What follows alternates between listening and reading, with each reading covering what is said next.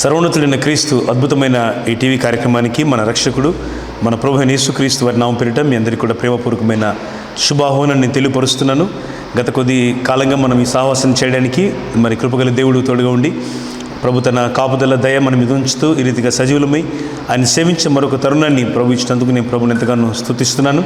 ఈ కార్యక్రమాలు ఎంతో దీవెనకరంగా మీకు అందించడానికి సహకరిస్తున్న మరి దేవుని బిడ్డలందరినీ బట్టి కూడా ప్రత్యేకంగా దేవునికి వందనాలు. ఆయా సమయాల్లో మరి అధికంగా మా సంఘ బిడ్డలే ఎక్కువగా ఈ కార్యక్రమాల్లో వారు చేయుతనిస్తున్నారు.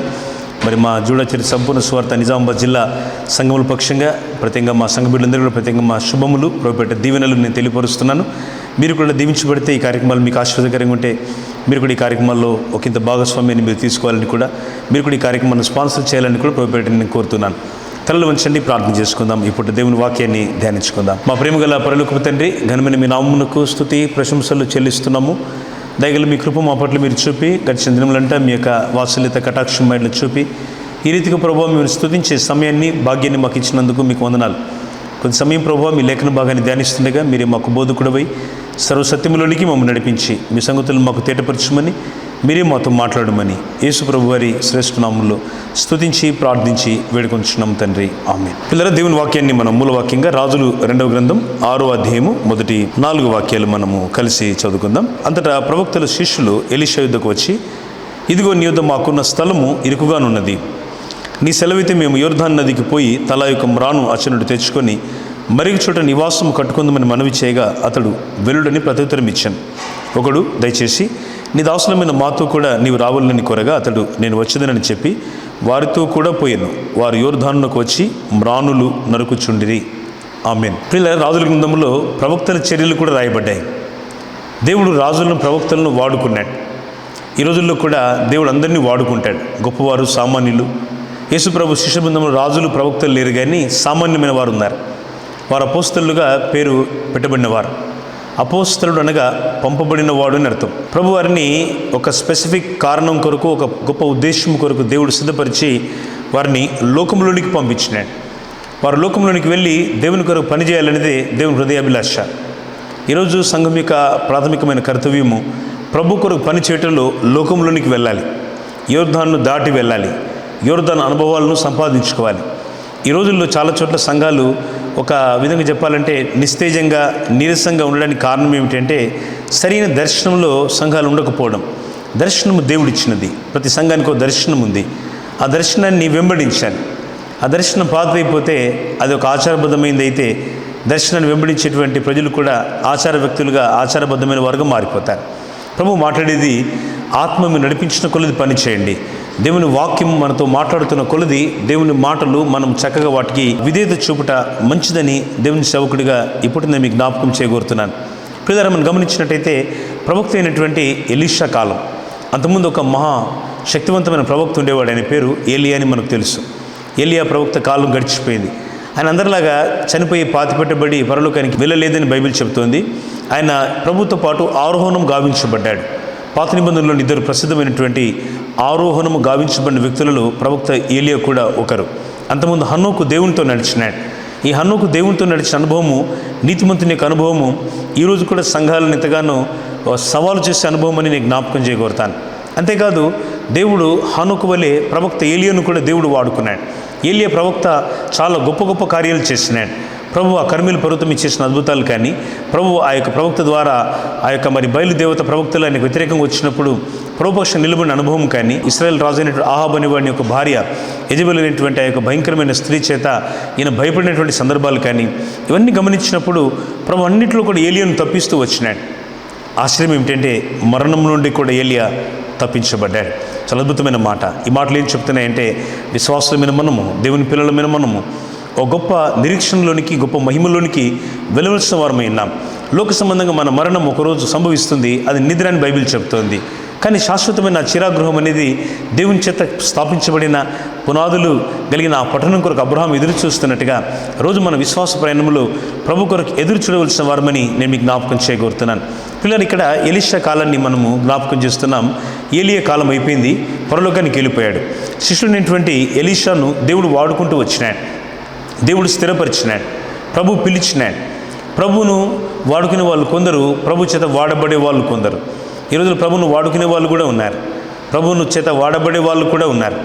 ప్రభు చేత వాడబడడం గొప్ప భాగ్యం. ప్రభువును వాడుకొని జీవించడం అనేది లోకంలో కొంతమంది చేసేటువంటి సరైనటువంటి విధానం కాదని నేను జ్ఞాపకం చేస్తాను. ప్రభు చేత నడిపించబడడం మంచిది స్నేహితులారా. సంఘమైన, కుటుంబమైనా, సేవకులైనా, పరిశుద్ధులైన, సహవాసమైన ప్రభు చేత నడిపించబడేదే దేవునికి ఇష్టం. ఎలీషా దేవుని చేత నడిపించబడాలని కోరుకున్నాడు. తాను పిలువబడిన పిలుపుని జ్ఞాపకం చేసుకొని తన జీవితాన్ని లోకంలోని సంబంధ బాంధవ్యాలతో తెంపుకొని దేవుని కొరికి జీవించాలనే వైరాగ్యంతో ప్రభుపక్షం నిలబడడానికి ఎలీషా తీర్మానం తీసుకున్నాడు. అందుకే ఎలీషా ప్రవక్త కాలం కూడా చాలా శక్తివంతమైనది ఉంటుంది. ఏలియా కాలంలో దేవుడు 7 అద్భుతాలను గ్రంథస్థం చేస్తే ఎలీషా కాలంలో 14 అద్భుతాలు మనకు వాక్యంలో కనబడతాయి. గ్రేట్ మిరాక్యులస్ లైఫ్, ఒక అద్భుతమైనటువంటి చరిత్రాత్మకమైన జీవితాన్ని ప్రవక్త ఎలీషా ద్వారా దేవుడు మనకు జ్ఞాపకం చేస్తున్నాడు. ఇక్కడ ఎలీషా సంఘాన్ని నడుపుతున్నాడు. ఆయనతో ఉన్న శిష్యుల బృందాన్ని నడుపుతూ ఉన్నాడు. సంఘంలో విశ్వాసులతో పాటు శిష్యులు కూడా ఉంటారు. యేసుప్రభు 100 మంది శిష్యులను పెట్టుకోలేదు, కానీ ఓన్లీ 12 పీపుల్, 12 మంది శిష్యులు. చాలా చిన్న గుంపు. యేసుప్రభు చాలా చిన్న గుంపు మధ్య పని చేసినాడు. చిన్న గుంపే దేవుని మాట వింటే విస్తారమైన ప్రవాహం వల్ల ప్రజలుగా మారిపోయారు. ఏ గుంపైన దేవుని మాట వింటే ఆ సంఘాలు బాగా వర్ధిల్లుతాయి. కొన్ని సంఘాల్లో సంఖ్య అట్లాగే ఉంటుంది. ఎంతకాలమైనా ఆ కొద్ది మంది ప్రజలే ఉంటారు, చాలా తక్కువ మంది. ఆ ఉన్న 10 సంవత్సరాలు కూడా 4 ఆత్మలు కూడా ఒక సంఘానికి రాకపోతే ఆ సేవ జరిగించి ఏం ప్రయోజనం చెప్పండి? ఆ సంఘం జరుగుతుంటే ఏం ప్రయోజనం చెప్పండి? ఆచారబద్ధంగా మందిరాన్ని తెరిచి ప్రార్థన చేసి వెళ్ళిపోతూ ఉంటే లోకానికి సువార్త ఎప్పుడు అందుతుంది? మా ప్రజలు, మా సంఘము, మా జూడాచేరి సంపూర్ణ సువార్త పరిచర్యలు, మా ఆత్మీయులైనటువంటి దేవుని బిడ్డలను బట్టి ఎంతో గర్వపడుతున్నాను. నా దేవుని బట్టి అతిశయపడుతున్నాను. నా ప్రభు కార్యాలను బట్టి నేను ఎంతగానో ఆనందిస్తున్నాను. దేవుడు వారిని గొప్ప అద్భుతమైన రీతిలో దేవుడు వాడుకుంటూ వస్తున్నాడు. దేవుని కార్యాలను వారి జీవితాల్లో దేవుడు ఘనంగా జరిగిస్తున్నారు. ఈ స్వార్థ మీకు అందడానికి మా సంఘంలో ఎన్నో కుటుంబాలు ప్రయాసపడుతున్నాయి. కన్నీటి ప్రార్థన ఈ దేవాలయంలో ప్రతి వారం, ప్రతి ఆదివారం ప్రార్థనలే కాకుండా దేవుడు మాకు ఇచ్చిన ఈ 3 అద్భుతమైన శ్రేష్టమైన దేవుని మందిరాల్లో, అంతేకాకుండా ప్రార్థన కేంద్రాల్లో, ప్రతిరోజు అనుదిన ప్రార్థనలలో ఈ వాక్యం మీకు అందించి మీకు ప్రసారమయ్యే సమయానికి 7 రోజుల ఉపవాస పండుగలు కూడా మా మందిరాల్లో జరుగుతున్నాయి. ప్రయాసపడి దేవుని బిడ్డలు తమ గుప్పిలు విప్పి ఈ కార్యక్రమాలను ప్రజలకు అందించడానికి, మీకు అందించడానికి ప్రయాసపడుతున్నారు. మీరు కూడా ప్రయాసపడగలిగితే ఎంత మేలు. ఈ రోజులో దేవుని సేవ కొరకు ప్రతి సంఘము సిద్ధపరచబడి కార్యోన్ముఖులై ఈ స్వార్థ ఉద్యమంలో పనిచేయగలిగితే, 12 మందితో యేసుప్రభు అంత గొప్ప కార్యాలు చేయగలిగితే, ఈరోజు కొన్ని కోట్ల మంది ఉన్నటువంటి మనం, కోట్లాది మందికి దేవుని స్వార్థను వెదజల్లవలసిన మనం, స్వార్థను అందించవలసిన మనం ఖాళీగా ఉంటే వీలు పడదండి. సరైన అభ్యాసం కాదు. ప్రభు కొరకు మనం ప్రయాణం చేయాలి. లైక్ ఏ మూవింగ్ చర్చ్, కదులుతున్న మందిరం వల్ల మనం ప్రయాణం చేయాలి. గ్రామాల్లో, సంఘాల్లో, పట్టణాల్లో దేవుని సేవ విస్తరించాలి. కోవిడ్ తర్వాత మరి చాలా చోట్ల చాలా సభలు ఆగిపోయినాయి. చాలా ప్రార్థన మందిరాలు, చాలా చోట్ల ఇంకా ప్రజల్లో ఒక నిస్తేజమైన వాతావరణం ఇంకా కొంతమంది తొలగిపోలేదు. కారణం ఏమిటంటే సాతాను ప్రతి ఆయుధాన్ని వాడు సంఘానికి వ్యతిరేకంగా వాడుకుంటూ ఉంటాడు. ఈరోజు దేవుని మాట, ఎలీషాను బలపరిచిన దేవుడు, ప్రవక్త అయిన ఏలియాతో ఉన్న దేవుడు మనతో కూడా ఉన్నాడు. అందుకే ఈ గొప్ప దేవుని యొక్క ప్రేమను మనం జ్ఞాపకం చేసుకున్నప్పుడు ఆయన కొరకు మనం జీవించాలనే తపన మనల్ని ఒక గొప్ప వైరాగ్యంలోనికి, గొప్ప సంతోషంలోనికి, దేవుని కొరకైన భారంలోనికి నడిపిస్తూ ఉంటుంది. అందుకే ప్రభు అంటాడు కదా, నీవు కన్నీళ్ళు విడిచితే నేను చూచినాను అంటాడు. ప్రభు యూదారాజుని హిజ్కియా కలిగినటువంటి ఆ కష్టం, చనిపోయే పరిస్థితిలో ఉన్నాడు. యెషయా ప్రవక్త చెప్తాడు కదండి, యెషయా గ్రంథం 38వ అధ్యాయంలో మాటలు ఉంటాయి. ఐజయా 38 మళ్ళీ చక్కగా ప్రార్థన చేసుకుంటాడు యూదారాజు అయినటువంటి హిజ్కియా, ప్రభువా నీ సన్నిధిని ఎట్లు నడుచుకుంటున్నావు, కృపతో జ్ఞాపకం చేసుకో ప్రభువా. ప్రభు నిజంగా ప్రార్థనకు కదిలిపోయినాడు. అవును బిడ్డ, నీకు నేను 15 సంవత్సరంల ఆయుష్యము నేను నీకు ఇస్తున్నాను. నువ్వు కన్నీళ్ళు విడిచితో చూచి తిని నీ ప్రార్థనను నేను అంగీకరించి ఉన్నాను. యెషయా గ్రంథం 38:5 వచనంలో మాట మనం చూస్తున్నాం. ప్రభు మన ప్రార్థనలు ఆలకించే దేవుడు. మన కన్నిటిని ఆనందకరంగా ఆనంద నాట్యము చేయగలవాడు. మీకున్న సమస్యను, మీకున్న కుటుంబ సమస్యను, మీకున్న కుటుంబంలోని శోధనలను, మీకున్న సమాజంలో మీకు ఎదురవుతున్నటువంటి సవాళ్లను, మీకు ఎదురవుతున్నటువంటి ఆర్థికమైన కష్టములను, వ్యాధి బాధలతో పీడింపడుతున్న ఆర్థిక పరిస్థితులతో నలిగిపోతున్నటువంటి పరిస్థితులను ప్రభు యేసు ఉదయకాలం మార్చగలడు. ఆయన సన్నిధిలో నీవు కన్నీళ్లు విడిచుట మానొద్దు. మనిషి ముందు కన్నీళ్ళు విడిస్తే ఏం ప్రయోజనం చెప్పండి? ప్రభు దగ్గర కన్నీళ్ళు విడవగలిగితే ఎంత మంచిదో కదా. భక్తుడు దావీదు అంటాడు, నా కన్నీళ్ళు నీ కవిలలో కనబడిను కదా అంటాడు. రాజు అండి ఆయన, ఇశ్రాయేల్ రాజు, 40 రాజ్యాల మీద సామంత రాజు. ఆయన ఎవరితో చెప్పుకొని కన్నీళ్ళు విడవగలడు? తన మంత్రులకు, సైన్యాధిపతులకు, తన కుటుంబంతో చెప్పుకొని ఏం సాధించగలడు? దేవుని దగ్గర కన్నీళ్ళు విడవడం నేర్చుకున్నాడు. స్నేహితుడా, ప్రియమైన సహోదరి, సహోదరుడా, దేవుని సేవకుడిగా ఈ పూట దేవుని మాటలు మీతో నేను జ్ఞాపకం చేస్తున్నాను. ప్రభు దగ్గర కన్నీళ్ళు విడవడం మంచిది. ఈ ప్రార్థనలు దేవుని దగ్గర కన్నీళ్ళు విడుస్తూ ప్రార్థన చేయండి. కుటుంబ పరిస్థితులు, సంఘ పరిస్థితులు, సమాజంలోని పరిస్థితులు మార్చగల శక్తి మన కన్నీటి ప్రార్థనలు ఉందనే విషయాన్ని దయచేసి మరవరాదు. ఈ సందర్భాన్ని మనం చదువుతున్నాం. ఎలీషా సందర్భాన్ని, ప్రవక్త ఎలీషా సందర్భాన్ని 2 రాజుల 6వ అధ్యాయంలో ఈ ప్రవక్త శిష్యులు వచ్చి ప్రవక్త దగ్గరికి వచ్చి మాట్లాడుతున్నారు. అయ్యా, నీ యొద్ద మాకున్న స్థలము ఇరుకుగా ఉన్నది, చాలా ఇరుకైన స్థలంలో ఉన్నాం మేము. వారి స్థలం ఇరుకుగా ఉందట. కొన్ని పరిస్థితులు ఇరుకుగా ఉంటాయి. ఎందుకో యేసు ప్రభు చెప్తారు కదా, మీరు వెళ్ళే మార్గం ఇరుకైన మార్గం, విశ్వాస సంబంధమైన మార్గం ఇరుకైన మార్గం. దీనిలో స్వేచ్ఛ, లోకానుసారమైన పాపము కొరకైన స్వేచ్ఛ, ఇష్టానుసారమైన జీవితం కొరకైన స్వేచ్ఛ నియమించబడలేదు. కానీ దేవుని కొరకైన భారము, దేవుని కొరకైనటువంటి ఒక ప్రతిజ్ఞ, దేవుని కొరకైనటువంటి ఒక మంచి ప్రేమ, ఈ యొక్క తీర్మానం మన జీవితాల్లో ఉన్నతమైన అనుభవాలను కలిగిస్తుందని నేను మీకు జ్ఞాపకం చేస్తున్నాను. వాళ్ళు అంటున్నారు ప్రవక్తతో, అయ్యా ఇదిగో నీ యొద్ద మాకున్న స్థలం ఇరుకుగా ఉన్నది. కాబట్టి ఏం చేస్తామంటే ఆ దగ్గరలో యోర్దాను నది ఉంది కదా, అక్కడికి వెళ్తాం. మేము తల ఒక మ్రాను తీసుకొని వచ్చి మేము ఇక్కడ ఈ స్థలాన్ని పొడిగిస్తాం. స్థలం సరిపోవట్లేదు, శిష్యులు పెరుగుతూ ఉన్నారు. ఈరోజు సంఘాల్లో ఇలాంటి పరిస్థితులు రావాలని కోరుకుందాం. ఉన్న సంఖ్యతో సంతోషపడకుండా, ఉన్న సేవతో సేవకులు సంతోషపడకుండా, ఉన్నటువంటి సమాజంతో, ఉన్నటువంటి సంఖ్యతో, విశ్వాస సమూహంతో మనం సంతోషపడి వేడుకలు చేసుకోవడం కంటే సువార్తను గ్రామాల్లోనికి, పట్టణాలను తీసుకువెళ్లాల్సిన బాధ్యత మనం ఎంతైనా ఉంది. స్నేహితులారా, మీ సంఘంలోని ఆరాధన కార్యక్రమాలను ప్రేమించండి. ఆదివారం క్రైస్తవులుగా మిగిలిపోకండి. మనం వారం మధ్యలో క్రైస్తవులు కూడా ఉండాలి. ఫ్రమ్ సండే టు సాటర్డే, శనివారం నుంచి ఆదివారం వరకు, ఆదివారం నుంచి శనివారం వరకు వారం మధ్యలో కూడికలు ఏవైనా సహోదరులు స్త్రీల కూడికలో కానీ, బ్రదర్స్ యవనస్తులు సంఘంలోని సంఘ ప్రార్థనలో కానీ, విజ్ఞాపన ప్రార్థనలో కానీ, సహోదరుల కూడికల్లో కానీ, యూత్ మీటింగ్స్లో కానీ, ఇంకా స్కూళ్ళు, కాలేజీలు, హాస్టల్స్ ఈ సెలవు ఉన్నటువంటి దినాల్లో ప్రత్యేకంగా మీ సంఘంలో కానీ మీరు ఏమైనా కూడికలు కలిగి ఉంటే తప్పక మీరు వాటిలో పాలు పొందండి.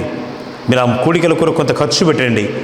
కొన్నిసార్లు సంఘంలో తగిన వసతులు, వనరులు లేక కొన్నిసార్లు సేవకులు మాలాంటి వాళ్ళు కూడా కొన్నిసార్లు ఆలోచిస్తూ ఉంటాం. దేవుని మా కృపను బట్టి మా మందిరాల్లో ఇన్ని సంవత్సరాలు ఎప్పుడు కూడా ప్రార్థన కూడికలు ఆపలేదు. ప్రభు కార్యం జరిగిస్తూ వచ్చినారు. సంఘాన్ని ప్రేరేపిస్తూ ఆ రీతులుగా కొన్నిసార్లు విశ్వాసులకు సమూహంగా, గుంపుగా దేవుని పని కోసము సంఘంలో అనేక వందల మందికి కొన్నిసారి మేము చేసే ఆ ఏర్పాట్లు మాకు ఆశ్చర్యంగా ఉంటాయి. 1000 మందికి వంట చేయాల్సి వస్తుంది, 600 మందికి వంట చేయాల్సి వస్తుంది, 150 మందికి వంట చేయాల్సి వస్తుంది. ఒకసారి మార్నింగ్ బ్రేక్ఫాస్ట్, ఎర్లీ మార్నింగ్ సర్వీస్లో 80 మందికి, 150 మందికి, ఒకసారి 600 మందికి ఈ విధంగా భోజనాలు ఏర్పాటు చేయాల్సి వచ్చినప్పుడు చాలా ప్రయాసపడుతూ ఉంటాం. నేను నమ్ముతున్నాను, దేవుని ప్రేమ ఎరిగిన వారికి చెప్పనక్కర్లేదు. మీ సంఘం యొక్క ప్రథమ బాధ్యత విశ్వాసులుగా మీదే. సేవకులుగా మీకు ఇవ్వబడే ప్రతి దర్శనాన్ని సంఘంతో పంచుకోండి. దర్శనంతో నడవగలిగినట్టయితే ఎంతో మంచిది. స్నేహితులారా, ఇరుకైన స్థలాన్ని విశాలం చేయడానికి శిష్యులు వచ్చి యోర్దానుకు వెళ్ళి తలా ఒక మ్రాను తీసుకొని రావడానికి వెళ్తున్నారు. సంఘానికి ప్రతి ఒక్కరూ ఒక్కొక్క మ్రాన్ను తీసుకొని రావాలి. ఒక్కొక్క వ్యక్తిని సంఘానికి పరిచయం చేయాలి. సంఘంలోని సెలబ్రేషన్స్లో, సంఘంలోని వార్షికోత్సవాలలో, సంఘంలోని వివాహాలలో, సంఘంలోని ప్రార్థన కూడికలలో అనేకులు వస్తూ ఉంటారు కదా, వారికి ప్రభు ప్రేమను పరిచయం చేయండి. ప్రభు యొక్క ప్రేమను వారితో మీరు ప్రస్తావించండి. దేవుని ప్రేమను వారితో మీరు పంచుకోండి. దేవుని నిశ్చయంగా వారి జీవితాల్లో ఒక కార్యాన్ని, నూతన కార్యాన్ని తప్పక చేయగలనే విషయాన్ని దేవుని దాసుగా మీకు నేను జ్ఞాపకం చేస్తున్నాను. జ్ఞాపకం చేసే మాట, ఇరుకైన స్థలాన్ని విశాలంగా చేయడానికి, తలా ఒక మ్రాను నరుకొని రావడానికి, సెలవు పొందడానికి, to take the permission of the profit, వారు దేవుని సేవకుని దగ్గరికి వచ్చినారు. మీరు ఏ పని చేయబోనినా మీ దైవజనులతో కలిసి ప్రార్థన చేయించుకోండి. మీరు ఇల్లు కట్టినా, ఏదైనా వివాహం సంబంధించిన పనులు ప్రారంభిస్తున్నా, లేక మీ ఇంట్లో ఏదైనా శుభకార్యం ఉన్నా, లేక ఏదైనా కష్ట సంబంధమైన కార్యం ఉన్నా, ఏదైనా ప్రాబ్లమ్స్లో మీరున్నా, దయచేసి దేవుని మందిరాన్ని సేవకుని మర్చిపోవద్దు. మా సంఘాలు ఈ అలవాటును దేవుడు చాలా కాలంగా ఉంచారు. ఏ పని చేసినా మా ప్రజలు, మా సంఘము, మా విశ్వాసులు ప్రేమతో సేవకులుగా మా ప్రార్థనను తీసుకుంటారు. వారి దగ్గరికి వెళ్తూ ఉంటాం. మేము ఆ సమయాల్లో దేవుని మందిరానికి వస్తూ ఉంటారు. ఏదైనా వారికి అవసరం ఉందా, ప్రార్థన పూర్వకంగా దేవుని దగ్గరికి వచ్చి, అయ్యా మాకు ఈ విషయంలో ప్రార్థన చేయండి అని అడుగుతూ ఉంటారు. ఇది ఎప్పుడు ఈ క్రమాన్ని మా సంఘంలో ఎవరు మిస్ అవ్వలేదని నేను చెప్పగలను. కొన్ని వందల మంది మా సంఘాల్లో ఉన్నారు. దేవుడు మా కృపను బట్టి సంఘం విస్తరిస్తూ ఉంది. అనేక మందిరాలు దేవుడు మాకు ఇస్తూ ఉన్నారు. నూతన మందిరాలు కట్టడానికి, స్థలాలు కొనడానికి దేవుడు మాకు సహాయపడుతూ వస్తున్నారు. నేను జ్ఞాపకం చేసే మాట, ఇరుకైన వాటిని విశాలంగా చేయగల దేవుడు, ఇరుకైన పరిస్థితులను విశాలంగా చేయగల దేవుడు మన పక్షంగా ఉన్నాడు. చదవండి, రాజుల 2వ గ్రంథం 6వ అధ్యాయంలోని 2వ వచనం మనం చూస్తుంటే, వారు వచ్చి ప్రవక్తతో అడుగుతున్నారు. మనం చూసినట్టయితే అతడు వెల్లుడని ప్రత్యుత్తరం ఇచ్చాను. మేము అయ్యా యోర్దానుకు వెళ్ళొచ్చా అంటే, ప్లీజ్ గో హెడ్, మీరు వెళ్ళండి అని ప్రత్యుత్తరం ఇస్తున్నాను. సంఘం నుంచి ప్రత్యుత్తరం పొందాలి. దేవుడు మీకు ఏదైనా పనిలో బాధ్యత ఇస్తే, మీరు ఏదైనా దేవుని మందిరంలో చేయాలనుకుంటే సేవకులతో కలిసి పంచుకోండి. మీ అంతలో మీరు చేయాలని కోరుకోకండి. కొందరికి ఆలోచన ఉంటుంది, కానీ ఆవేశంగా నిర్ణయాలు చేస్తూ ఉంటారు. వారికి ఏదో చేయాలనిపిస్తుంటే దేవుని కొరకు, ఎందుకో వాటిలో పరిపక్వత, వాటిలో సరైనటువంటి ఆలోచన వారు కలిగి ఉండినట్టుగా ఉండరు. ఇది కొంచెం విచారకరమైన విషయమే ప్రియులారా. ఎందుకంటే ఏదైనా చేయాల్సి వచ్చినప్పుడు దైవ సంబంధమైనది దేవుని సన్నిధిలో చెప్పి చేయడం చాలా మంచిది. సేవకుల యొక్క అనుమతితో వారు దానికి ప్రార్థనాపూర్వకంగా ఇచ్చేటువంటి ఆలోచనలు తీసుకొని పనిచేయండి. దైవ సంబంధమైనా సరే, దేవుని సంబంధమైన కార్యాల్లో కూడా మీకు ఏదైనా ఆలోచన వచ్చినప్పుడు మీతో మీరుగా పరిగెత్తకండి. Just come to the permission of the lord. దేవుని సహాయం కొరకు రండి. దేవుడు మీతో మాట్లాడిన విధంగా మీ సేవకులతో పంచుకోండి, మీ ఆత్మీయులతో పంచుకోండి. సంఘం యొక్క అభివృద్ధి కొరకు కానీ, ప్రణాళికల విషయంలో కానీ, దేవుని కార్యం విస్తరించడంలో కానీ ఒకరు మరొకరిని ప్రోత్సహించాలట. హెబ్రీ 10, 24, 25, 26 వచనాలు చెప్తున్నాయి. కొందరు మానుకొనొచ్చినట్టుగా సమాజంలో కూడటం మానొద్దు, కానీ ప్రేమ చూపుటకు, సత్కార్యములు చేయుటకు ఒకరినొకరు పురికొల్పుకోండి అంటున్నాడు. We need to encourage each one and other. ఒకరు మరొకరిని ప్రోత్సాహపరచుకోమని బైబిల్ చెప్తోంది. ప్రోత్సాహం లేని చోట దేవుని కార్యాలు జరగవండి. ప్రోత్సాహపరచాలి, ఒకరు మరొకరిని ప్రోత్సహించాలి. మీరు ఆశీర్వదింపబడితే, మీరు దీవించబడితే దేవుని సన్నిధికి మీరు పొందిన దీవెన కొలది మీరు ముందుకు రావాలి. ఒకప్పుడు చిన్న జీవితం ఉండొచ్చు, దేవుడు ఆశీర్వదించినాడు. ఇప్పుడు ఆశీర్వదించిన విధంగా, దేవుడు మేలు చేసిన విధంగా మీ యొక్క ప్రేమ త్యాగం సంఘానికి అందాలి. సంఘం ద్వారానే కదా లోకానికి దేవుని కార్యాలు కనబడేవి. ఈ టీవీ కార్యక్రమం ద్వారా కొన్ని వేల మంది వాక్యం వింటున్నారు. దీని కొరకు ఒక కుటుంబం ప్రయాసపడ్డారు. మా సంఘంలో ప్రయాసపడి మీకు ఈ ప్రేమ గల వాక్యాన్ని అందిస్తున్నారు. మాకు తెలియదు, మరి ప్రభు రాకడ పర్యంతం యూట్యూబ్లో అలాగే ఈ యొక్క ఛానల్స్లో ఈ వాక్యాలు ప్రసారం అవుతూ ఉంటాయి. మనం ఎంతకాలం దేవుని సన్నిధిలో ఉండి ఈ మాటలు మీకు అందించగలం మాకు తెలియదు, కానీ దేవుడు ఇచ్చిన ఆయుష్ కొలది మీతో మాట్లాడతాము. దేవుడు మాకు ఇచ్చిన కృపకులు దేవుని వాక్యాన్ని అందిస్తాం. మాతో చేయి కలిపి దేవుని వాక్యాన్ని అందించడానికి వందల కొలది దేవుని ప్రజలు కన్నిటి భాగస్వాములుగా మాతో ఉన్నారు. ప్రజలారా, సంఘాన్ని ప్రేమించండి, ప్రవక్తలను ప్రేమించండి. ఎలీషా ప్రవక్తతో దేవుడు మాట్లాడుతున్నాడు, వారిని పంపించన్నాడు. వారు ఇప్పుడు యోర్దాను వైపు వెళ్ళబోతున్నారు. యోర్దాను మానవ జీవితంలో ఒక విధంగా చెప్పాలంటే మరి మురికి గల జీవితానికి సాదృశ్యం. ప్రభు మా కృపను బట్టి నేను పోయిన సంవత్సరం యోర్దాను నది చూడడానికి, నదిలో నేను బాప్సెల్ ఇవ్వడానికి ప్రభు నాకు సహాయం చేశారు.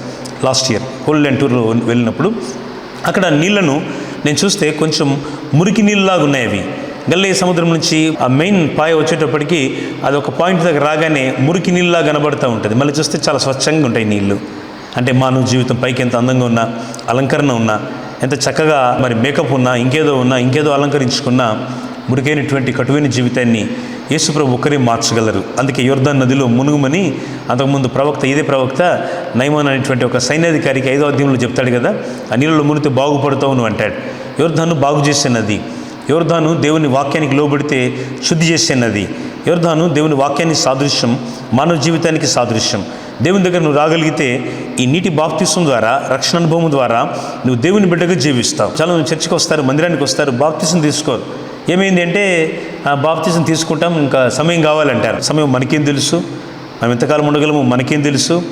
దేవుని ఆయుష్ మన కొరకు ఎంతవరకు ఇచ్చారు ప్రభు మనకేం తెలుసు.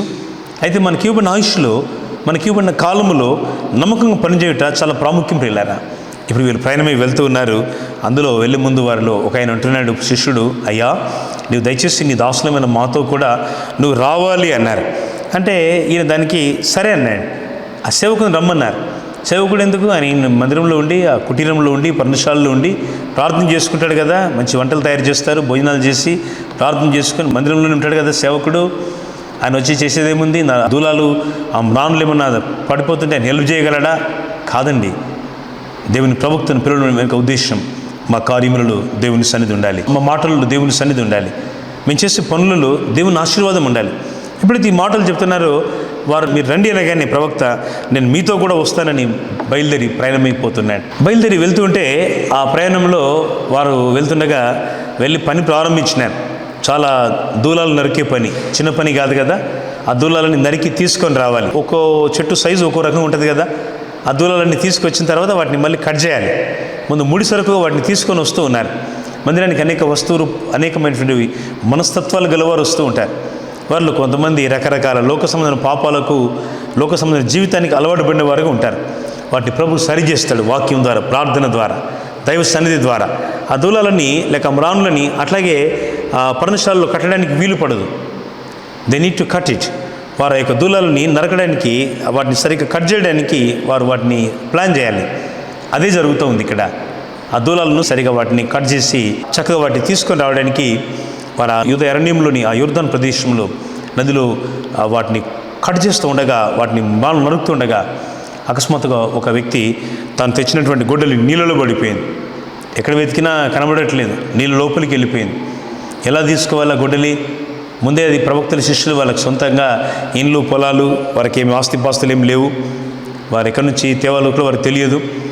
చాలా కష్టతరంగా ఉంది పరిస్థితి. ఎవరినో ఎరువు తీసుకొని దాన్ని చేబదులుగా తీసుకొని మళ్ళీ మీకు ఇస్తామని ఎరువు తెచ్చినటువంటి ఆ వస్తువును మళ్ళీ వాళ్ళకి అప్పగించారు. ఆ గుడ్డలు పని చేస్తుండగా ఊడి పడిపోయింది. ఇప్పుడు ఏం చేయాలో తెలియని పరిస్థితి. ఏం చేయాలి? ఆ వ్యక్తి అక్కడే ఉన్నాడు కదా ప్రవక్త. అయ్యా ఏలినవాడా, అది ఎరువు తెచ్చినటువంటి గుడ్డలి అది ఎక్కడ పడిందో తెలియదు అన్నాడు. ప్రవక్త అంతే స్పీడ్గా జవాబు ఇస్తున్నాడు. అది ఎక్కడ పడింది అని అడిగినాడు. ఎక్కడ పడిందో అక్కడ, ఇక్కడ అయ్యా అని చెప్పగానే వెంటనే ఒక వేరే గుడ్డలు తీసుకొని ఆ కొమ్మ నరికి నీళ్ళలో వేయమని చెప్పాడు. ఆ నీళ్ళలో వేయగానే ఆ గుడ్డలి పైకి తేలుతూ ఉంది. హల్లెలూయా! ఎంత ఆశ్చర్యం! నీళ్ళ మీద గుడ్డలి తేలగలదా? తేలలేదే. చెట్టు కొమ్మ నరికితే నీళ్ళలో పడినటువంటి ఆ గుడ్డలి పైకి రావడం సాధ్యమా? అసాధ్యం కదా. మానవ జ్ఞానము, మానవ మనస్సు, మన సొంత ఆలోచనలు కొన్నిసార్లు ఈ రకంగానే ఉంటాయి. మనం ఏదో మాట్లాడుతూ ఉంటాం, ఏదో ఆలోచన మన హృదయాల్లో ఉంటుంది. దేవుడు చేయగలడు అని నమ్మే కంటే జరగదు అని నమ్మేది ఎక్కువగా ఉంటుంది. అందుకే ప్రభు అంటాడు, నమ్ముట నీ వలనైతే నమ్మువానికి సమస్తము సాధ్యం. నువ్వు నమ్మాలండి, నా ప్రభు ఇది చేయగలడు. ఈ శిష్యుడు కనుక వాక్యం వినేవాడు కనుక, వాక్యం తున్నవాడు కనుక నమ్ముతున్నాడు. అది ఎక్కడ పడింది బాబు అంటే ఇక్కడ పడిందండి నేను చెప్తున్నాడు. అప్పుడు ప్రవక్త అంటున్నాడు, ఆ చెట్టు కొమ్మ ఒకటి నరికి నీళ్ళలో వేయగానే ఆ గుడ్డలి తేలిందండి. తీసి అతని చేతికి ఇస్తున్నాడు, దీన్ని పట్టుకో అన్నాడు. ఆ పోయిన వస్తువు మళ్ళీ దొరికింది. జీవితంలో చాలా విషయాలు పోగొట్టుకున్నావేమో, చాలా పరిస్థితుల్లో నీ జీవితాన్ని తారుమారు చేస్తున్నావేమో. ఇప్పుడు దేవుని సేవకుడిగా మీతో జ్ఞాపకం చేస్తున్నాను, ఎక్కడ పడిందో అక్కడే వెతుకోవడం మంచిది. ఎక్కడ విశ్వాసంలో తప్పిపోతున్నావో అక్కడే సరిదిద్దుకోవడం మంచిది. ఈరోజు ఈ దిద్దుబాటు, ఈ కన్ఫెషన్, ఈ క్షమాపణ మనసు కలిగి దేవుని దగ్గర రావడం కంటే ఇంకా గొప్ప భాగ్యం వేరొకటి లేదు స్నేహితులారా. ఈ ప్రత్యేక సమయాన్ని దేవుని సేవకుడిగా, సర్వోన్నతుడైన క్రీస్తు కార్యక్రమం ద్వారా దేవుని దాసునిగా నేను మీకు హెచ్చరిక చేస్తున్నాను, దేవుని మాటకు చెప్తున్నాను. ఎక్కడ పడిపోయిందో గుడ్డలి దేవునితో చెప్పుకోండి. ప్రభువా, ఇక్కడ మంచి గుడ్డలు ఉండే, చాలా పనిచేసేవాడిని, ఏదో ప్రార్థన అనే గుడ్డలు ఆగిపోయింది, ఉపవాసం అనే గుడ్డలు ఆగిపోయింది, సత్క్రియలు అనే గుడ్డలు ఆగిపోయింది, పరిచర్య అనే గుడ్డలు ఆగిపోయింది, దేవునికి ఇచ్చేటువంటి భాగము అనే గుడ్డలు ఆగిపోయింది, దేవుని సంఘాన్ని ప్రేమించే మనస్సు ఆగిపోయింది. ఈరోజు నీకు నిరీక్షణ ఒకటి, ప్రియ స్నేహితుడా, ప్రియమైన సహోదరి సహోదరులారా, ఎక్కడైతే ఆ గుడ్డలు పడిపోయిందో దేవుని దగ్గరికి రా. ప్రభువా, నా గుడ్డలు పడిపోయింది, నీవే నాకు దిక్కు, అది ఎరువు తెచ్చినది. ఈ స్థితిని దేవుని దగ్గర నొప్పుకోగలిగినట్టయితే ఆ కొమ్మ సిలువకు సాదృశ్యం. ఎప్పుడైతే ఆ చెట్టు కొమ్మ నరికి నీళ్ళలో వేయగానే ఆ సిలువకు గుర్తుగా ఉన్నటువంటి ఆ యొక్క చెట్టు కొమ్మ లేక మ్రాను లేక చిన్న కొమ్మ చిగురించిన అహరోను కర్రవలే ఆ పడిపోయిన గుడ్డల్ని పైకి లేపింది. ప్రియులారా, హల్లెలూయా! ప్రభు ఈ కార్యం మీ కొరకు కూడా చేయగలరు. మీ పరిస్థితుల కిందలో నీవేళ ఒకవేళ కుటుంబంలోని పరిస్థితులు, ఆర్థిక పరిస్థితులు, కుటుంబంలో అశాంతికర పరిస్థితులు, చాలా విధాలుగా చిన్నాభిన్నమైనటువంటి జీవిత పరిస్థితులు, నాకు ఎక్కడ కూడా మేలు కలగడం లేదు, నేనేం సాధించలేను, నేనేం చేయలేను అని విభ్రాంతి పడుతున్న, దుఃఖపడుతున్న ఈవేళ ప్రభు స్వరం నీతో మాట్లాడుతూ ఉంది. నేనే నీకు సహాయం చేయ దేవుడను. విశ్వాసంతో ప్రభు దగ్గరికి రండి. ప్రభువా, నీవే నాకు దిక్కు, నీవే నాకు నిరీక్షణ, నీవే నాకు ఆధారము, నీవే నాకు తోడు. ప్రభువా, నిరీక్షణతో విశ్వాసంతో ప్రభు దగ్గర నువ్వు రాగలిగినట్టయితే కృపగల దేవుడు నేను బలపరుస్తాడు. వాక్యం చెబుతోంది, తన యథార్థ హృదయం గల వారిని బలపరచుటకై యెహోవా కన్ను దృష్టి లోకమందంతటా సంచారము చేయించినది. 2 దినవృత్తాంతం 16:9 ఈ వాక్యాన్ని చూస్తున్నాం. నువ్వు దేవుని యందు విశ్వాసం నుంచి, నువ్వు ఆయన తట్టు భయభక్తులు కలిగి ఆయన తట్టును చూడగలిగినట్టయితే, నీ పడిపోయిన నిజస్థితిని ఆయనను ఒప్పుకోగలిగినట్టయితే, పడిపోయిన గుడ్డలని లేపలేని ఆ గుడ్డలని తిరిగి సంపాదించుకోలేని ఆ వనరులను ప్రభు నీకు ఇయ్యగలడు. విశాలమైన అనుభవాలను దేవుడు నడిపించగలడు. ఇరుకైన స్థలాన్ని శిష్యులు విశాలం చేయగోరుతున్నారు. ఈరోజు సంఘంలోని పరిస్థితులు, కుటుంబంలోని పరిస్థితులు విశాలంగా మారాలంటే అనేక మ్రానులు నరకబడాలి, అనేకమైన చెట్లు ఆ కొమ్మలు తీసుకొని వచ్చి ఆ పర్ణశాలలో చక్కగా వేయబడాలి. అనేక రకాలుగా దేవుడు సరిదిద్దుతాడు. వాక్యంతో, సహవాసంతో, దేవుని సన్నిధితో, ఇలాంటి హెచ్చరికల ద్వారా దేవుడు సరిచేసినప్పుడు, హృదయాన్ని సరిచేసుకోగలిగితే దేవుడు నిశ్చయంగా నీ ప్రార్థనకు ఆయన జవాబిస్తాడు, నీకు తోడుగా ఉంటాడు, నేను బలపరుస్తాడు. ప్రభు ఈ మాటలు మన వినికిడిలో దీవించునుగాక. ఆమేన్. ప్రార్థిస్తాం. ప్రియ పరలోకపు తండ్రి, అనంతమైన మీ ప్రేమకు, దయకు రుణస్థులము, కృతజ్ఞులము. ఈ ప్రత్యేక సమయంలో ప్రభువా, మీ మాటలు వినడానికి మనం సిద్ధపరిచారు. దేవ సర్వోన్నతుడైన క్రీస్తు కార్యక్రమం ద్వారా ఈ ప్రత్యేకమైన సందర్భాన్ని మీకు జ్ఞాపకం చేసుకొని, ప్రభు తెలిసే కాలంలోని సంగతులు వారి హృదయాల్లో, ఆ శిష్యులు ఉన్నటువంటి ఆ యొక్క ఆవేదన మీరు చూసినారు. మీరు వారికి మార్గము తెరిచినారు. మీరు వారికి కావాల్సిన వనరులు, మేళ్లను మీరిచ్చి, వారి పడిపోయినటువంటి గొడ్డల్ని కూడా మీరు తిరిగి వారి చేతుల్లో పట్టుకునేటట్టుగా మీరు చేసినారు. దేవా, తిరిగి వారి జీవితాల్లో అశాంతిని శాంతిమయంగా మీరు చేసినారు. మీ శాంతిని వారికి ఇచ్చినారు. అంతేకాదు నివాస స్థలాన్ని మీరు వృద్ధులను తీసుకొచ్చినారు. ఇప్పుడు వాక్యం ఇచ్చిన మా పిల్లలందరి జీవితాల్లో కూడా అలాంటి గొప్ప కార్యాలు మీరు చేయండి. వ్యాధిగల దేహాలను ముట్టండి, బలహీనలకు స్వస్థత ఇచ్చండి. దేవ ఇంక అనేకులకు మీ రాజ్య సువార్త ప్రకటించడానికి కార్యక్రమాన్ని స్పాన్సర్ చేయనట్లుగా అనేకులకు మేలు చేయండి. ఈ కార్యక్రమాన్ని అందిస్తున్న మా ప్రియులను, వారి కుటుంబాన్ని విశేషంగా మీరు దీవించండి. యేసు ప్రభు వారి ఘనమైన నామములో ప్రార్థించి వేడుకొంచున్నాము తండ్రి, ఆమేన్. తండ్రి దేవుని ప్రేమయు, ప్రభు యేసు క్రీస్తు వారి కృపయు, పరిశుద్ధాత్మని అన్యోన్య సహవాసము సదా మనందరికీ తోడై ఉండునుగాక, ఆమేన్. చాలా సంతోషం పిల్లారా మీతో దేవుని వాక్యాన్ని పంచుకోవడం. ప్రతి వారం ఈ కార్యక్రమాన్ని తప్పక మీరు చూడండి. శుక్రవారం ప్రత్యేకంగా ఉదయం పూట 6:30 నుంచి 7 గంటల వరకు ఈ కార్యక్రమాల్లో మనకు గాస్పల్ టీవీలో ప్రత్యక్ష ప్రసారం ద్వారా అందుతున్నాయి. ఆ సమయాల్లో కూడా మరి గాస్పల్ టీవీ యాజమాన్యం వారు మీకు అనేకసార్లు వాక్యం వినడానికి కూడా ఆ సమయాల్లో వారు రిపీట్ కూడా వేస్తున్నారు. వారికి ప్రతి కృతజ్ఞతలు. వారిని ప్రభు దీవించాలని ప్రార్థిస్తూ దేవుడి సంతోష వేళ మీ హృదయాల్లో తన ఆనందాన్ని, సంతోషాన్ని దేవుడిచ్చి నడిపించునుగాక, ఆమేన్. God bless you.